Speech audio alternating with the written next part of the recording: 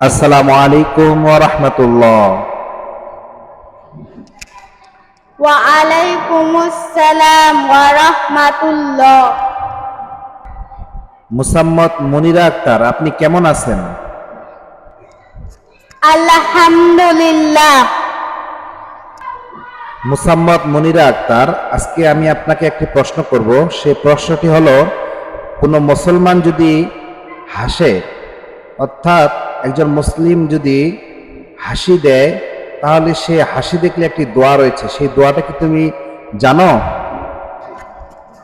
জি জানি। তাহলে আমাদেরকে সেই দোয়াটি পড়ে শোনান তো। কোন মুসলমান ভাইকে হাসতে দেখলে এই দোয়া পড়তে হয়, আদাহাকাল্লাহু সিন্নাক। মাশাআল্লাহ। আসসালামু আলাইকুম ওয়া রাহমাতুল্লাহ।